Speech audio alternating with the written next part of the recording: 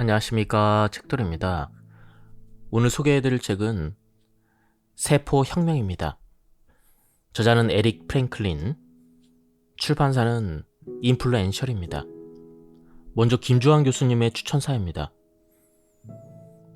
생각이나 감정이 우리 몸에 영향을 미친다는 것은 이제 더 이상 새로운 이야기가 아닙니다.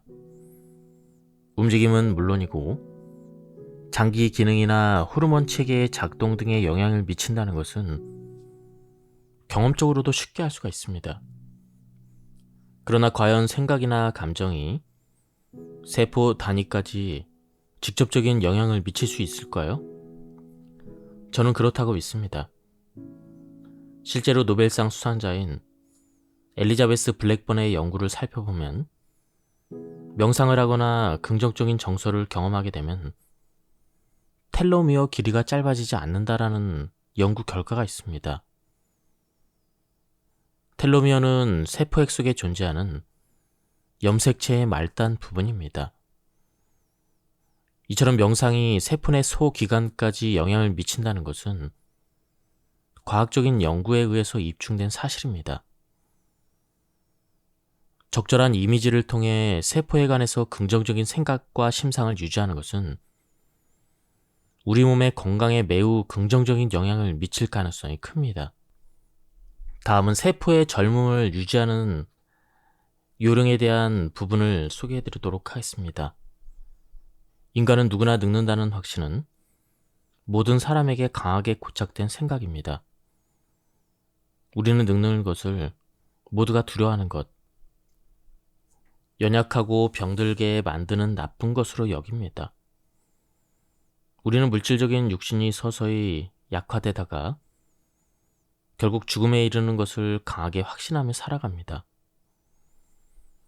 그러나 과학은 세포의 관점에서 볼 때 노화는 일종의 프로그램이자 패턴이라고 말합니다. 실험실에는 30년 전에 죽은 사람의 세포가 여전히 살아있습니다. 또한 인위적인 배양으로 영원히 살 수 있는 체세포가 있는데 이 세포는 우리 몸의 세포와 동일합니다. 이번 장에서는 내 몸을 대하는 긍정적인 태도가 노화를 지연시키고 건강하게 하는데 어떤 영향을 미치는지 살펴볼 것입니다. 대부분의 사람은 더 나은 외모를 갖고 싶어 하고 더 활기차고 건강한 느낌을 갖기를 원합니다. 그러나 건강과 체력을 향상시키는 과정에는 일정 수준의 노력이 필요하기 때문에 많은 사람이 이를 포기합니다. 나이보다 젊어 보이기 위해서 영양적, 정신적, 육체적 측면에서 노력하기보다 차라리 좀 덜 건강한 상태로 남는 편이 낫다고 여기는 것입니다. 이러한 저항이나 정체를 극복하려면 상당한 의지가 있어야 하고 스스로를 인지하는 능력이 필요하며 자신에 대한 긍정적인 비전에 따라 행동해야 합니다. 행동 습관을 바꾸는 것은 정신적, 육체적 습관을 바꾸는 것보다 쉽습니다. 하버드 대학교 연구에 따르면 일본 오키나와 사람들의 평균 수명은 81.2세로 세계에서 가장 높은 수준입니다. 이들은 매우 활동적이고 평소에 하이킹을 하고 자전거를 타며 태극권과 가라데를 수련합니다. 또한 풍부한 상상력을 기반으로 독서나 그림 그리기, 악기 연주 등의 활동을 통해 신경계를 훈련하죠. 그들은 서로에게 친절하며 동료나 가족들과 좋은 관계를 맺고 살아갑니다. 더불어 삶에 대한 긍정적인 태도를 가지고 있으며 정신적 스트레스를 잘 다룰 줄 알고 있죠. 장수를 위해서는 무엇을 하지 말아야 할지도 중요한데요. 그들은 술을 거의 마시지 않고 흡연도 거의 하지 않습니다. 오키나와 사람들은 채식 위주로 소식을 합니다. 연구 결과 칼로리가 낮은 식단을 섭취한 동물의 수명이 그렇지 않은 동물보다 더 길다는 것이 밝혀졌죠. 과체중은 혈액순환이나 관절 등 신체의 여러 시스템에 스트레스를 줍니다. 지방 조직에는 혈액이 잘 공급되기 때문에 체중이 증가하면 혈액을 공급해야 되는 모세혈관의 길이가 더 길어집니다. 또한 체중이 증가할 때마다 무릎이 지탱해야 되는 하중이 훨씬 더 커집니다. 그럼에도 지방을 포함해서 우리 몸의 어떤 조직도 부정적인 이미지와 연관지어서는 안 됩니다. 최근에 피트니스 컨퍼런스에서는 나는 모든 사람이 체내 과잉 조직에 대해서 이야기하는 걸 발견했습니다. 그러한 상황을 보면서 하지만 과잉의 조직이란 존재하지 않아라고 생각했습니다. 학회에서 언급한 이 과잉 조직은 지방을 말합니다. 하지만 사실 우리는 일정량의 지방 없이는 살 수 없습니다. 우리 몸에는 지방이 반드시 필요한 영역들이 있기 때문이죠. 예를 들어 발 뒤꿈치의 지방은 쿠션과 같은 역할을 하며 신장 주변의 지방은 신장을 지지하고 보호하는 기능을 합니다. 또한 지방은 세포막의 중요한 구성 요소이기도 하죠. 지방이 건강에 얼마나 도움이 되는지는 지방 자체의 문제라기보다는 양과 균형의 문제입니다. 지방 조직이 많은 줄기세포를 가지고 있다는 사실이 우연히 밝혀졌는데, 이러한 사실이 지방세포의 이미지를 개선하는 데 도움이 되었으면 합니다. 식단 또한 중요한 부분인데요. 사실 식단은 매우 복잡하고 개별적인 문제입니다. 매년 체중을 더 빨리 감량하는 데 도움이 된다는 새로운 다이어트 방법들이 등장합니다. 내 경험에 따르면 어떤 방법이든 성공하기 위한 중요한 요소는 긍정적인 관점과 기대감을 갖는 것입니다. 진화의 관점에서 보면 세포의 노화는 비교적 늦게 탄생한 발명품입니다. 최초의 동물은 결코 죽은 적이 없습니다. 그렇지 않다면 진화라는 것이 애초에 존재할 수 없었을 것입니다. 동물은 모두 세포로 구성되어 있습니다. 따라서 만약 노화되지 않는 세포가 있다면 우리의 세포도 그럴 수 있는 잠재력이 있는 셈이죠. 실제로 늙지 않는 동물들도 있습니다. 예를 들어 누군가가 소금 대신 비누를 붓기 전까지 90년 동안 노화의 증상이 없이 살았던 해파리가 있었습니다. 우리보다 훨씬 더 원시적인 생명체 중에는 영원히 살 수 있는 것도 있는데, 일례로 특정 원생 동물은 스스로 무한히 분열할 수 있습니다. 우리 몸에도 무한히 분열하는 세포가 있습니다. 바로 생식세포와 줄기세포입니다. 그러나 신체의 다른 세포들은 대부분 이 능력을 상실했습니다. 어떤 세포는 노화가 프로그래밍 되어 있는 반면 그렇지 않은 세포도 있습니다. 많은 세포가 약 50번 정도 분열하고 나면 죽습니다. 20번 분열한 뒤에 13년 동안 냉동했다가 다시 활성화되어도 30번의 추가 분열만이 가능합니다. 마치 일정량 또는 일정 기간을 초과하면 스위치가 꺼지도록 설계되어 있는 것처럼 보이죠. 만약 이 스위치를 찾을 수 있다면 아마도 훨씬 더 오래 혹은 영원히 살 수 있을 것입니다. 영원히 사는 것이 인류 전체 또는 개인에게 정말 바람직한 것인지는 철학적인 논쟁입니다. 다만 우리의 목표는 오랫동안 자연스러운 방식으로 건강하게 살아가는 것입니다. 두려움은 강력한 심상과 연결되어 있기 때문에 우리가 두려워하는 것을 떠올릴수록 그것을 우리 안으로 끌어들입니다. 만약 체지방량이 늘어나는 것에 대해서 두려워하고 있다면 체지방량에 대해서 더 많은 정신적 에너지를 쏟게 되고 그 결과 체지방이 증가할 수가 있습니다. 다이어트 광고에는 종종 당신의 지방을 제거하세요. 다시는 살찌지 마세요. 이런 문구가 등장하는데요. 안타깝게도 이런 문구는 심상 차원에서는 원하는 것과 반대되는 결과를 얻게 합니다. 자신이 원하는 이상적인 체형 대신 과도한 지방만을 떠올리게 되기 때문입니다. 차라리 지방 조직을 비롯해 나의 모든 조직은 소중해. 그들은 맡은 역할을 근면하게 수행하고 있어. 건강하려면 지방이 어느 정도는 필요해. 이렇게 생각하는 편이 효과적입니다.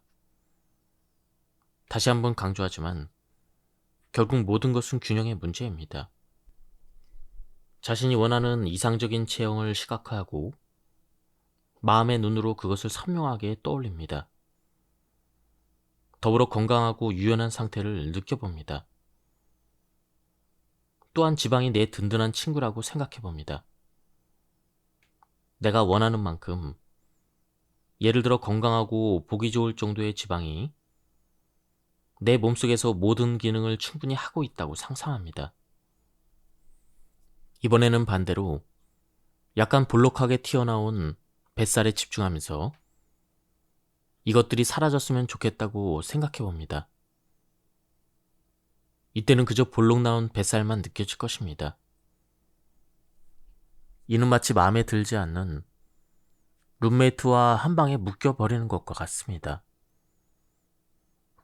그러므로 뱃살을 다른 관점으로 다시 바라봅시다. 내가 원하는 모습으로서 지방을 바라보는 것이죠. 좌절하는 데 힘을 쏟는 대신 미래에 대한 비전에 에너지를 투자하는 것입니다. 신선한 채소와 과일을 포함한 균형 잡힌 식단을 유지하고 긍정적인 비전을 마음속에 품는다면 배고픔이 그에 맞서 조절되고 이상적인 체중으로 변화하는 것을 느낄 것입니다. 냉장고나 식품 저장고로 달려가는 이유 중 하나는 먹고 싶은 음식을 열심히 시각화하기 때문입니다.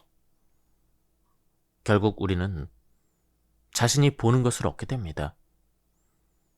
자신이 원하는 모습을 생생히 그리지 못한다면 노력은 헛수고가 될 것입니다. 원하는 것을 머릿속에 생생히 그려봅시다. 그것이 곧 멘탈 트레이닝이며 이를 통해 우리는 자신이 시각화된 것을 행동으로 옮기도록 마음을 다잡아볼 수가 있습니다. 세포를 보호하는 심상 떠올리기. 비타민이 풍부한 음식을 충분히 섭취하는 것은 세포의 젊음을 유지하는 데 필수적입니다. 활성산소라고 불리는 체내의 불안정한 분자들은 세포의 적으로서 항산화제들에게 포위되어 있습니다.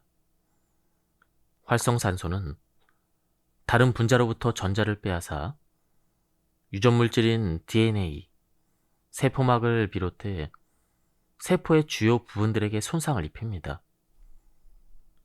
항산화제는 다른 분자들로부터 전자를 빼앗는 이 도둑 분자의 전자를 제공하여 다른 분자의 산화를 억제합니다. 비타민 C와 비타민 E, 이와 같은 비타민 제제들도 항산화제인데요. 베리류와 사과, 양파, 녹색 채소에 풍부하게 함유되어 있습니다. 개별 항산화제를 별도로 섭취하는 것보다는 식품의 조합과 균형이 더 중요합니다. 체내 미토콘드리아는 에너지 합성의 부산물로 활성산소를 생산하는데요. 노년기가 되면 미토콘드리아의 에너지 생산 효율성이 감소합니다. 이에 따라 산소를 에너지로 전환하는 능력이 떨어지고 더 많은 활성산소가 발생합니다. 그런데 우리 몸의 면역체계는 활성산소를 체내에 침입한 미생물을 죽이는 일종의 화학 무기로 활용합니다. 이런 측면에서 활성산소 역시 긍정적인 시선으로 바라볼 수가 있습니다. 세포막은 지방이 필요합니다.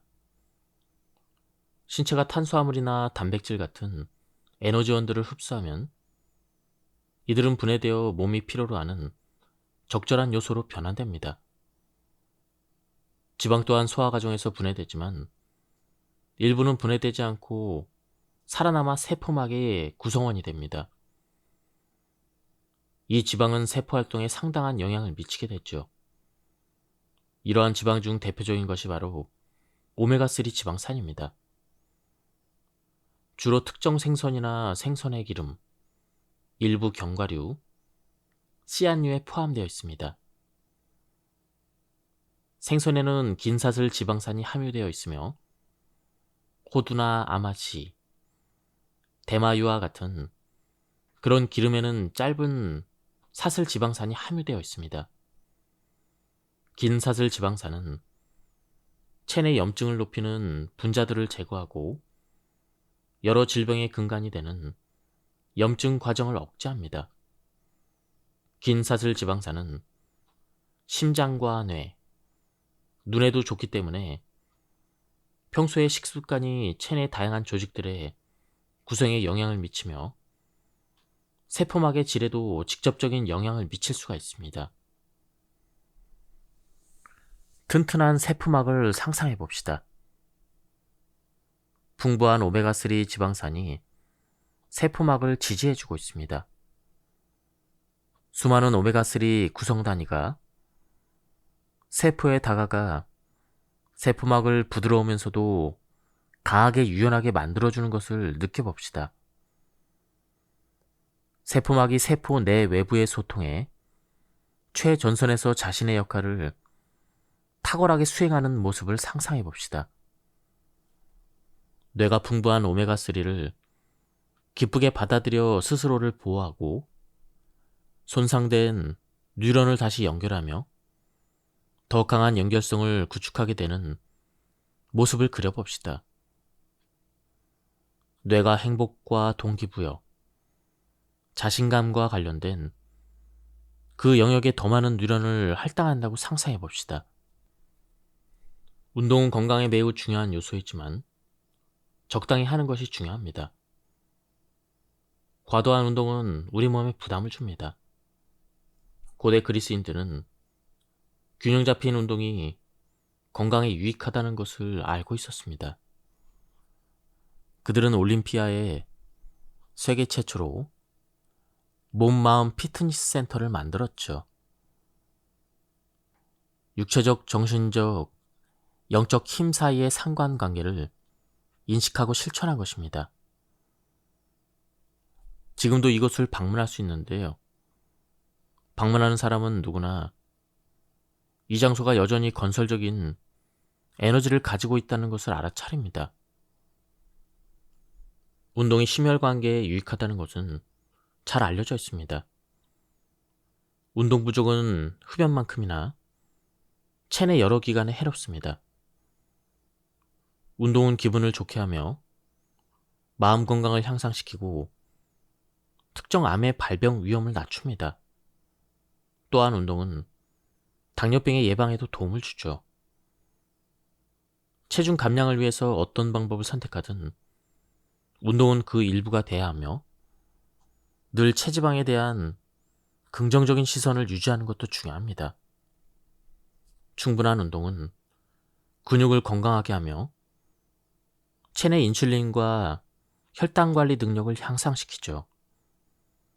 과도한 운동이 건강에 해롭다면 최소한의 운동량은 어느 정도일까요? 명확히 정의하기는 어렵지만 바른 자세로 하루에 30분 정도 정원을 가꾸는 것도 어느 정도 운동이 될 수가 있습니다. 또는 꽃과 나무가 있는 자연에서 적당한 속도로 걷는 것도 운동 효과가 있으며 덤으로 기분 전환도 됩니다. 반면에 단순히 꽃의 아름다움을 감상하는 데 그친다면 운동으로는 볼 수 없습니다. 결국 어떤 환경에서든 내가 무엇을 하는지에 따라 결과가 달라집니다. 세포들은 신체가 하루 일과 중 조금의 운동 시간을 내어주는 것만으로도 무척 고마워합니다. 운동은 거창할 것 없이 주변 환경에 맞춰서 자연스럽게 수행하는 것이 좋죠. 예를 들어 근무 시간 중 잠깐 짬을 내서 가벼운 스트레칭하기, 엘리베이터를 타는 대신 계단을 걸어 올라가기, 가까운 거리는 차를 타는 대신에 걷는 것이 있습니다. 특별할 것 없는 작은 행동 변화를 통해 일상생활에서 더 많은 운동을 할 수가 있는 것이죠.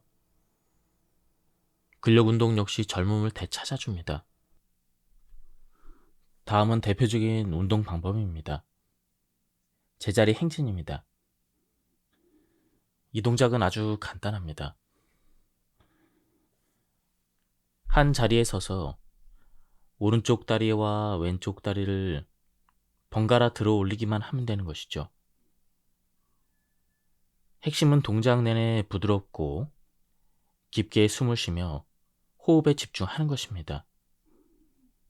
마치 행진하는 것처럼 오른쪽 다리와 왼쪽 다리를 번갈아서 들어 올려 봅시다.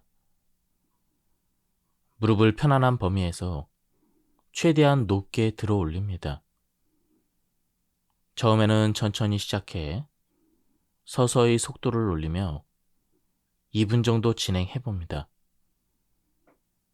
단순해 보이지만 집중한다면 시간이 상당히 길게 느껴질 것입니다.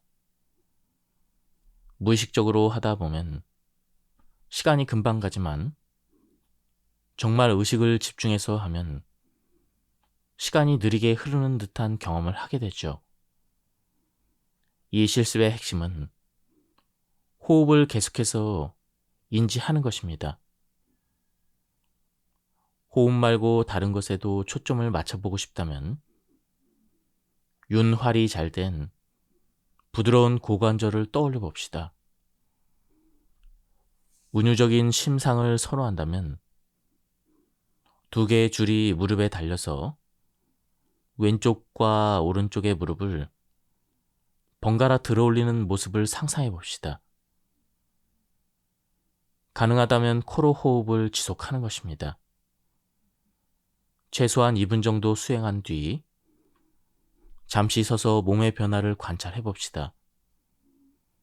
호흡이 더 깊어지고 자세가 좀 더 좋아졌으며 마음이 안정된 것을 느낄 수 있을 것입니다.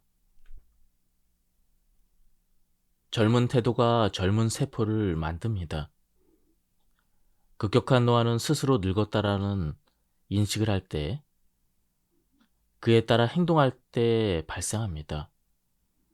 심지어 젊은 사람들도 갑자기 자신이 늙었다고 느끼기도 하죠. 물론 25세가 12세보다 상대적으로 나이가 든 것은 맞지만 노화는 그것과는 다른 이야기입니다. 나는 늙었다라는 말이 자신에게 어떻게 느껴지는지 관찰해 봅시다. 어떤 사람들은 나는 정말 늙었어. 그건 사실이야. 나는 늙었다니까? 이렇게 고집을 부릴 수도 있습니다. 그러나 이런 말은 정말로 강력한 힘을 가진 심적 시연이며 말하는 이에게 부정적인 영향을 줄 뿐입니다. 역설적이게도 90세가 넘은 사람들은 오히려 다른 모습을 보여주는 경향이 있습니다. 그들은 스스로 그리 늙었다고 느끼지 않으며 늙은이처럼 행동하고 싶어 하지 않습니다. 혹은 나이 든 사람이 젊은 사람처럼 행동하는 것이 부적절하고 어울리지 않는다고 생각합니까? 여전히 회복력이 좋고 다방면에서 활발하게 활동하는 노인들이 종종 나이에 걸맞지 않다는 이유로 사람들의 눈초리를 받거나 동정의 대상이 되는 것을 본 적이 있습니다. 다른 사람들로부터 인정받기 위해 나이에 딱 맞는 행동을 해야만 하는 걸까요? 이것이 노화 속도에 영향을 미치는 요소가 아닐지 생각해 볼 필요가 있습니다. 실제 사회적인 나이와 무관하게 세포는 어떤 연령에서도 젊어질 수가 있습니다. 단순히 이렇게 생각해 봅시다. 내 세포는 젊다. 그들은 무척 활기차며 앞날이 창창하다. 세포들은 영원히 살 가능성이 있다. 나의 제자 중 한때 바이러스성 심장질환을 앓던 학생이 있었습니다. 당시의 상태가 무척 심각해서 의사들조차 회복에 대한 희망을 줄 수 없는 상황이었죠.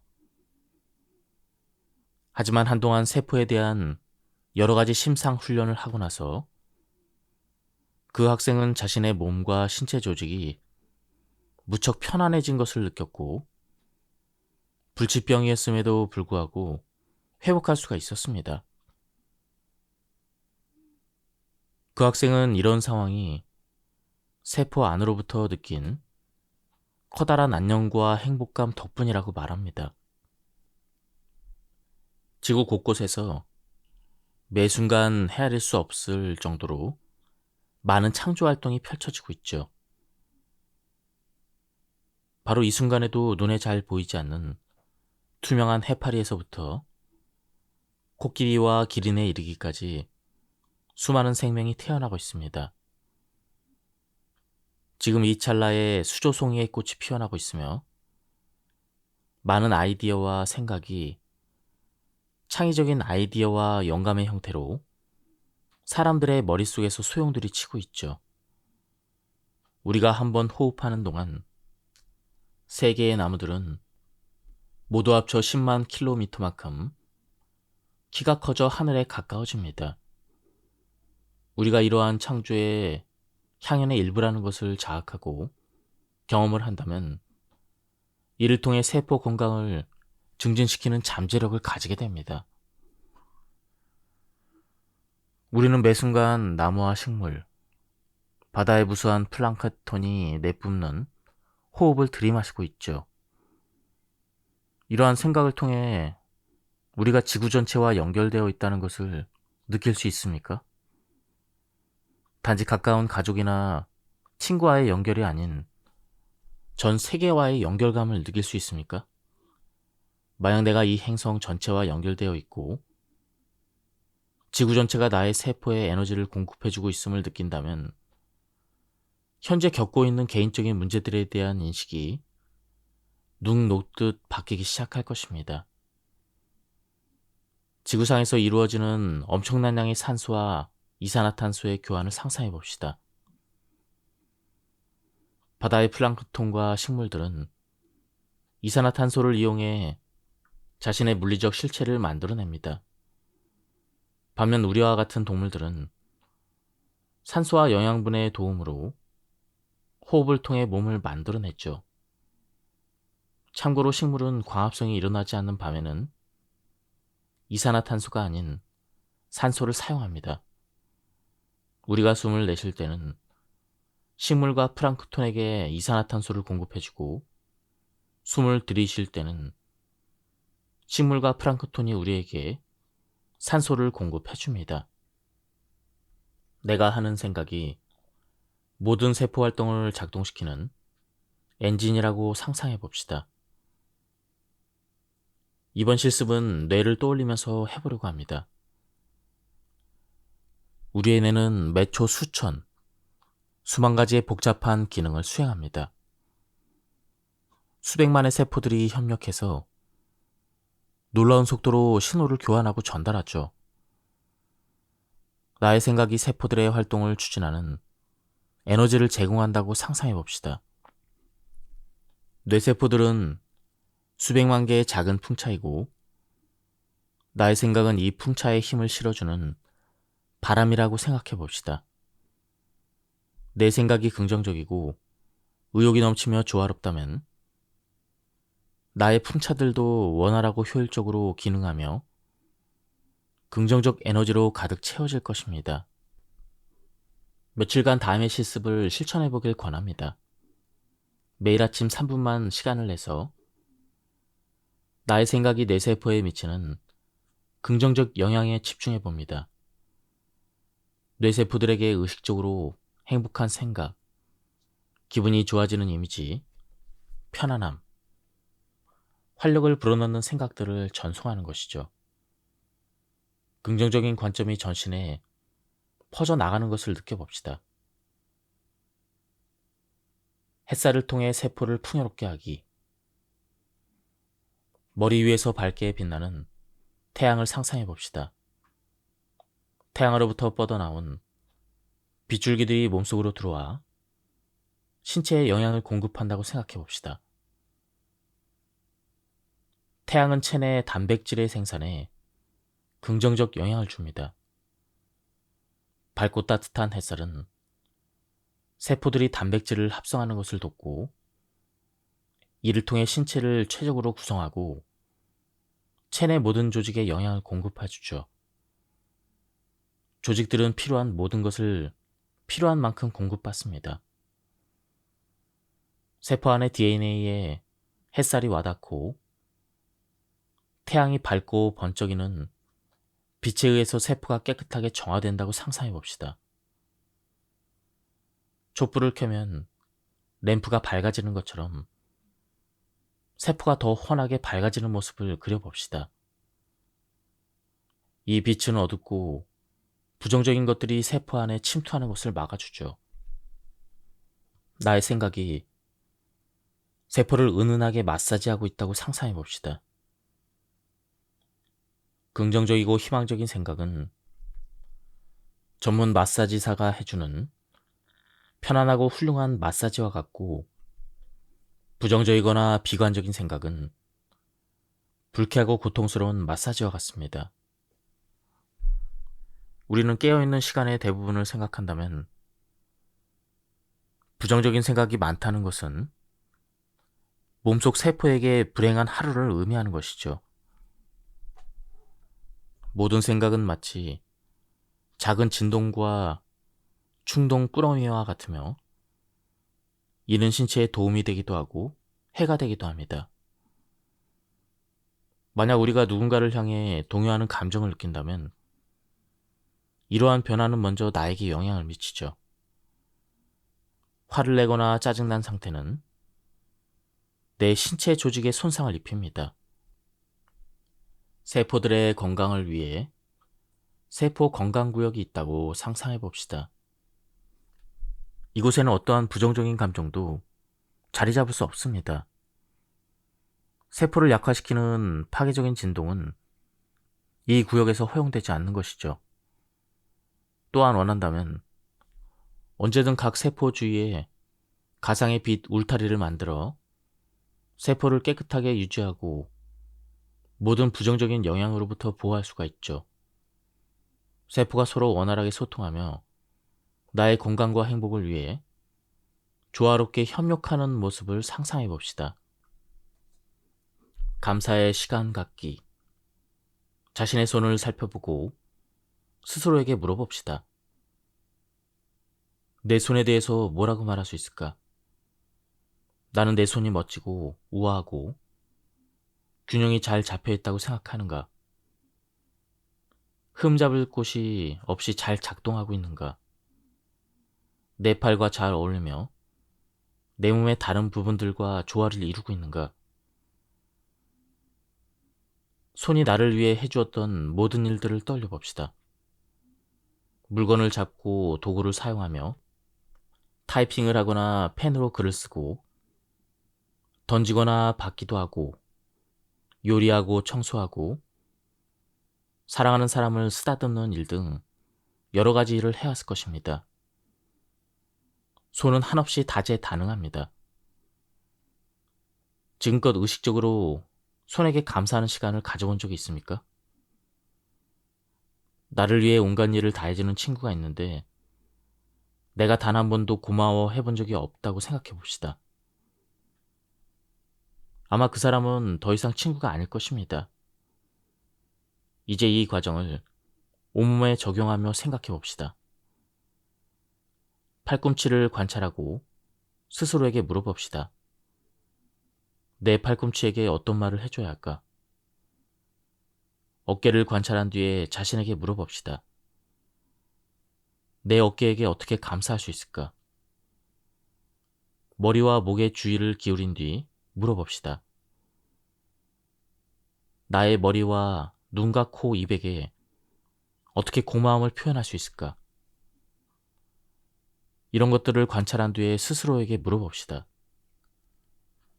나는 내 등에 어떤 점을 좋아할까? 복부를 관찰한 뒤에 자신에게 물어봅시다. 내 배에게 무슨 말을 해주면 좋을까? 여태껏 통통하다고만 얘기했던 것 같은데 그것 말고 어떤 좋은 이야기를 해줄 수 있을까?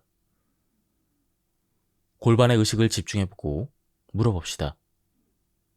나는 골반과 어떻게 소통할 수 있을까? 상체와 하체를 이어주며 나를 위해 갖가지 좋은 일을 해주는 골반에게 어떤 말을 전해야 할까? 이제 다리와 무릎, 발에 집중하며 그들에게 무슨 말을 해야 할지 스스로 물어봅시다. 더 나아가 내부 장기들은 어떠합니까? 간이나 폐, 심장, 신장은 어떠합니까? 마지막으로 세포를 생각해 봅시다. 나의 장기와 세포에 대해서 긍정적인 부분을 구체적으로 자세히 이야기할 수 있습니까? 고마워라고 말할 수도 있지만 많은 시간과 노력을 들여 큰 호의를 베풀었는데 그저 고맙다는 말을 하기에는 다소 부족한 것 같습니다. 우리 심장은 하루에 10만 번 이상 뛰고 일생에 걸쳐 30억 번 이상 박동할 것입니다. 이토록 놀라운 성취에 대해서 구체적으로 감사를 표현해 봅시다. 흥미롭게도 많은 사람이 자신의 신체에 대해서 긍정적 감정을 표현하는 것을 어려워합니다. 예를 들어 자신의 발에 대한 생각을 공유해 줄 수 있냐고 물어보면 종종 냄새가 난다거나 손이 닿기엔 너무 멀다 같은 볼멘 소리가 들려옵니다. 이 여정을 통해 이제 나의 몸에게 좀 더 많이 구체적으로 감사를 표하겠다는 결심할 때가 되었습니다.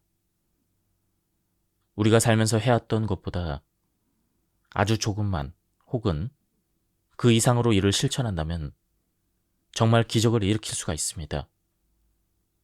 세포들은 나에게 고마워할 것입니다. 지금까지 이 책에 대한 리뷰를 모두 마쳤습니다. 제가 일정 부분만 소개해 드렸기 때문에 많은 부분이 생략되었습니다. 한번 책을 구해서 읽어보실 것을 추천드립니다. 여기서 리뷰를 마치도록 하겠습니다. 감사합니다.